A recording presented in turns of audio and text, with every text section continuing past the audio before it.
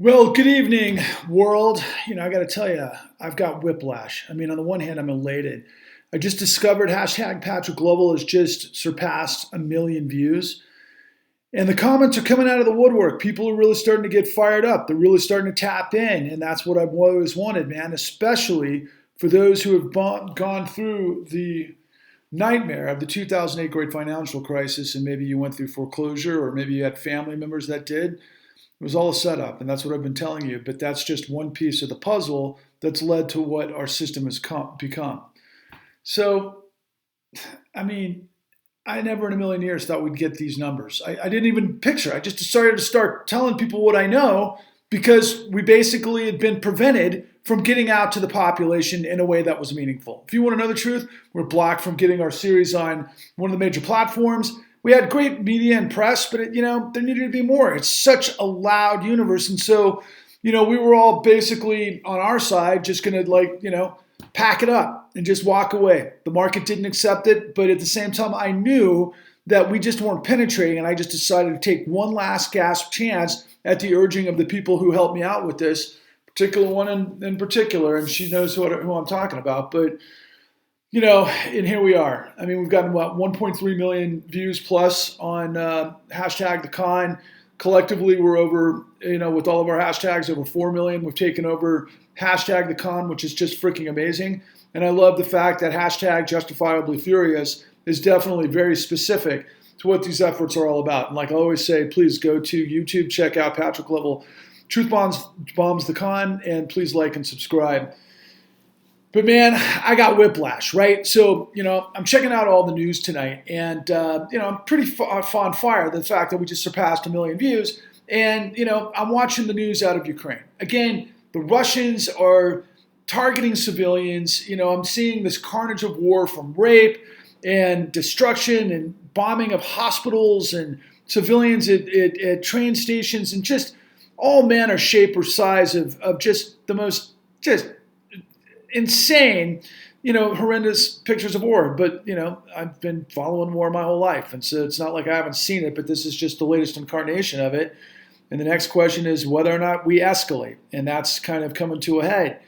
And while I'm just kind of like in awe about that, then I see the great news about Ketanji Brown Jackson. And I'm just tickled. I don't want to say tickled pink. That's such a goofy thing to say, but I'm very proud that we've got an African-American woman in the Supreme Court, and I just pray to God that she comes through on behalf of we the people, because the court has been stacked for the corporations, right? That's what sold us out down the river long ago, and they basically legalized corruption, the very same Supreme Court, and looking the other way for corporate malfeasance for a long time, and hopefully Ketanji Brown Jackson might have something to say about that.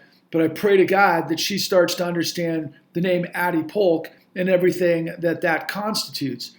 As I was going through that whole process, I found out, this is just another just whiplash the wrong direction. So I found out Black Lives Matter has been involved with a scandal that seems to have revealed that Black Lives Matter had gained like $90 million in donations. And then they decided, instead of backing, for example, recently, and this is how this came to be aired, a grassroots operation to basically meet the Ku Klux Klan of California head on, the Black Lives Matter national organization decided to take a back seat to that because they were involved with a corporate situation with UGG boots. So I guess it was something called the electric side, whatever that means. But the bottom line is, apparently within all of this kerfuffle, it was revealed that Black Lives Matter invested $6 million into some mansion in the Bay Area. And in context of not spending money on what, considering it's Black Lives Matter. And then you take the story a step further, and you find out, the Clinton Foundation got involved with Black Lives Matter. Oh, let me get this straight. Corporations putting money into big real estate and not actually doing stuff on the front lines. Well, considering what we know happened during the Clinton administration that led to the absolute destruction of millions of African Americans and the housing industry meltdown, in which many of them, millions, were targeted, and of course led to Addie Polk being on the wrong end of a situation that we expose in the con, which is just absolutely insane. And so you got an African-American woman that elevates to the highest court in the land, but unless these truths are revealed that the American nightmare is wrong and justice is served, to what ends? But if that were just, the only thing to be concerned about, which those two are, obviously the state of racial affairs in the United States and, of course, potentially World War III. But, of course, you got Trump and everything that represents. And I'm telling you, and I have told you that pretty much everything Trump is involved with, including the big lie, are manifestations of what we've got in our series, The Con. And it's insane that nobody in mainstream media has ever had any fucking sense whatsoever to be able to put those things together. But meanwhile, I can tell you, we're on fire on TikTok because people are knowing that I'm actually delivering truth bombs that reveal the corruption that is around us in every direction. There is no safe harbor. That's why we have to join each other. And I need to get you freaking extremely pissed off, okay? Look, I'm a competitor, always have been. I want you to think about a couple of these analogies, right? So like on just the competitive end, the way this is played out with the corruption and the trillions of dollars that have been looted by the system that buried everyone else, I want you to imagine, you go to your kid's Little League baseball game, you've been coaching all summer long, you put hundreds of hours in, the team elevates and they go through the playoffs and they get to the World Series, and then you find out that the game is rigged because the umps are gonna tank it and they're calling all the wrong, strikes and balls for the other guy and so on and so forth, and you just get screwed. Okay, that would be one aspect of it, but it's freaking monumentally even worse than that. Now imagine you had a child that was a gifted student that went all the way through their high school education, all the way through AP classes on their own, earned an opportunity to go to Harvard, and then you find out, or an Ivy League school, then you find out they can't get placed there because some rich guy paid some guy in admissions at one of those Ivy League schools on some bullshit scholarship that would make sure that your kid didn't get the opportunity that he actually earned. Now that would be really something too, right? Okay, those are two examples of what we're talking about, but it's really what I'm talking about. Those would be really mild in comparison to what it really is. So I've got more and more and more information every day that comes at me, and I have for years, of insane criminality that takes place in our courts in the United States, where foreclosure mills and servicers just doctor up documentation fabrication to be able to foreclose and steal people's house, many of whom have never been behind on their mortgages, especially if they happen to be in the minority persuasion. And they don't have the resources for someone to stop them.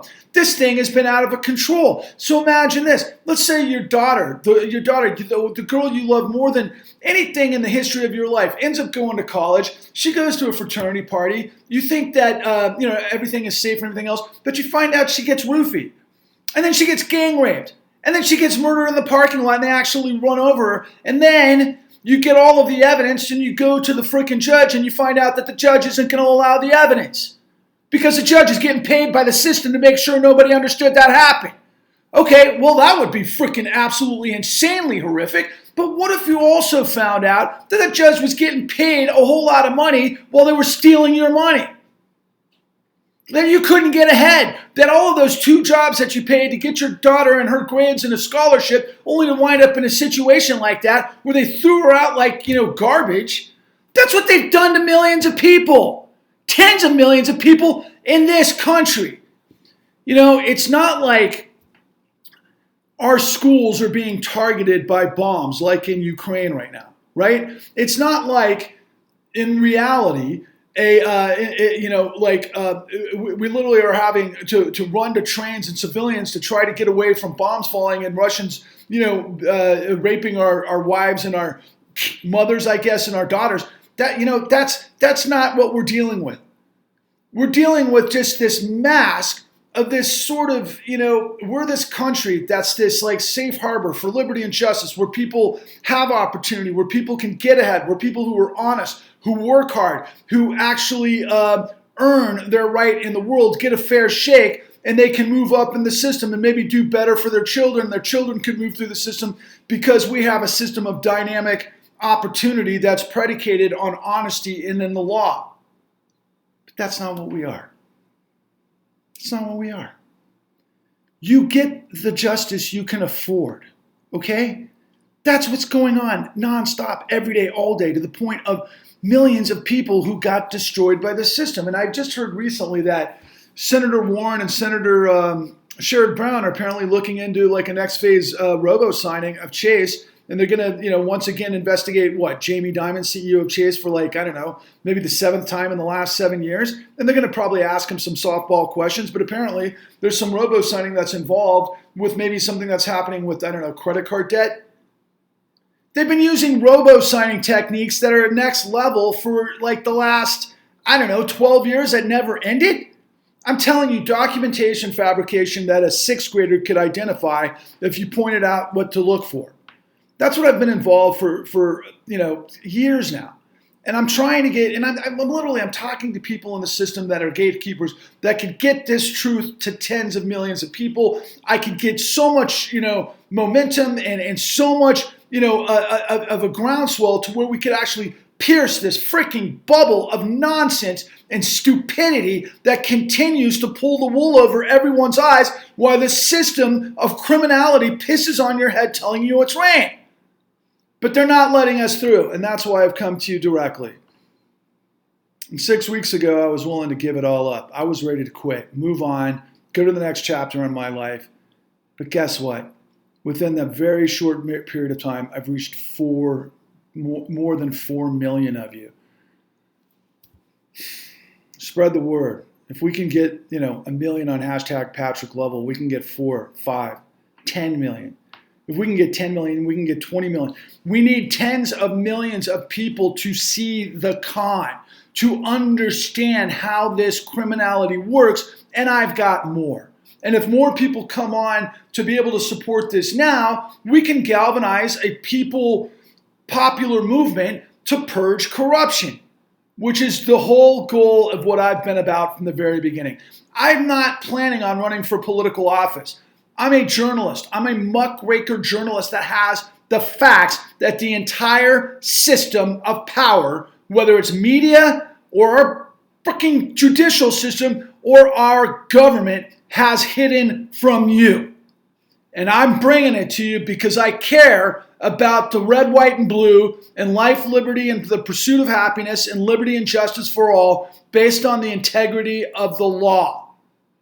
I don't sit on the sidelines while the bad guys get away with the stuff I talked about earlier. I'd be the first to bounce in and pound the living hell out of it, which I'm trying to do with you. But of course, we got to do it civilly. We've got to do it peacefully while we still got a shred of a democracy left. Otherwise, we're going to be in the bonanza of what Ukraine is right now. And I sure as hell don't want to see that in my lifetime. Onwards and upwards.